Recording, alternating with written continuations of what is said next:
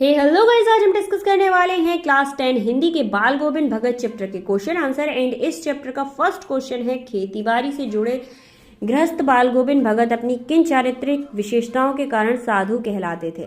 तो किन क्वालिटीज के कारण वो साधु कहलाते थे, इसलिए क्योंकि वो साधु की तरह रहते थे। छोटी सी खेती थी और उसमें जितना भी अनाज होता था उसका आधा अनाज वो क्या करते थे, दान कराते थे। तो वो वाला आंसर भाई मैंने आपको शॉर्ट में बताया है, ये डिटेल में दिया गया है, यहाँ से देख लेना। एंड हाँ, आपने डिटेल वाले वीडियो चेक नहीं किए हैं तो डिस्क्रिप्शन में लिंक दे दूंगी, डिटेल वाले क्वेश्चन आंसर के वीडियो एक बार चेक कर लेना। इसके बाद आता है हमारा नेक्स्ट क्वेश्चन सेकेंड, जिसमें पूछा जाता है कि भगत की पुत्रवधू उनको अकेला क्यों नहीं छोड़ना चाहती थी। भगत की पुत्रवधू उनको अकेला क्यों नहीं छोड़ना चाहती थी, क्योंकि भगत की जो पुत्र थे वो अकेले थे और वो भी एक्सपायर हो चुके थे, मतलब मर चुके थे। इसीलिए उनकी पुत्रवधू को लग रहा था कि ये बूढ़े हैं, मैं इन्हें अकेला छोड़ दूंगी तो इनका खाना कौन देखेगा, ये बीमार हैं, ये सारी चीज़ें रहती हैं। यहाँ पर आंसर आपको पूरा दिया गया है। इसके बाद आता है हमारा नेक्स्ट क्वेश्चन, क्वेश्चन नंबर 3, जिसमें आपसे पूछा जाता है भगत ने अपने बेटे की मृत्यु पर अपनी भावनाएं किस तरह व्यक्त की थी।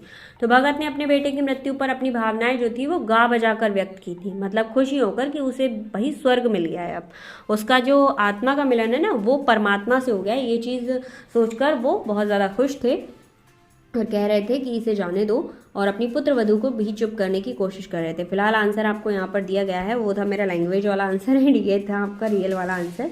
इसके बाद आ जाओ फटाफट से नेक्स्ट क्वेश्चन पर, जिसमें पूछा गया है क्वेश्चन नंबर 4 है आपका, भगत के व्यक्तित्व और उनकी वेशभूषा को अपने शब्दों में चित्र प्रस्तुत कीजिए। तो भगत जो थे वो सर पे एक टोपी जैसी पहनते थे और कमर में एक कपड़ा बांधते थे, बस थोड़ा बहुत ही एक साधु जैसी वेशभूषा बनाकर रखी थी। अगर आप एक्सप्लेनेशन वाले वीडियो को चेक करेंगे तो आप समझ जाएंगे कि क्या है, एंड सारे क्वेश्चन के आंसर भी दे पाएंगे।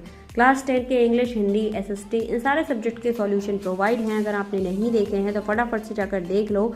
इसके बाद आता है हमारा क्वेश्चन नंबर 5, जिसमें आपसे पूछा जाता है बाल गोविंद भगत की दिनचर्या लोगों के अचरज का कारण क्यों थी।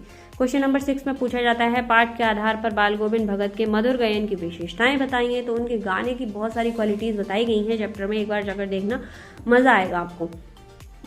इसके बाद आता है हमारा नेक्स्ट क्वेश्चन, क्वेश्चन नंबर 7, जिसमें आपसे पूछा गया है कि कुछ मार्मिक प्रसंगों के आधार पर यह दिखाई देता है कि बाल गोविंद भगत प्रचलित सामाजिक मान्यताओं को नहीं मानते थे। पाठ के आधार पर उन प्रसंगों का उल्लेख कीजिए।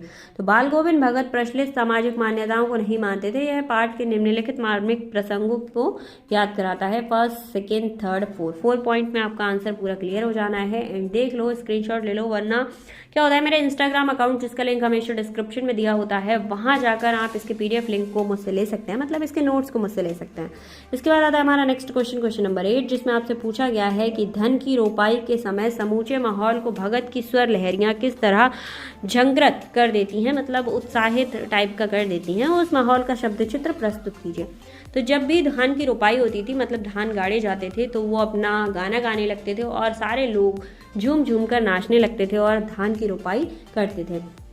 तो ये था इस चैप्टर का लास्ट क्वेश्चन। आई होप आपको समझ आए होंगे सारे चैप्टर के क्वेश्चन आंसर। अगर कोई भी प्रॉब्लम होती है तो कमेंट कीजिए, एंड समरी वाले डिटेल वाले एक्सप्लेनेशन को आप देख लीजिए, इससे आपको चैप्टर क्लियर हो जाएगा। एंड एक्स्ट्रा क्वेश्चन के वीडियो में ही मैं अपलोड करने की कोशिश करूँगी।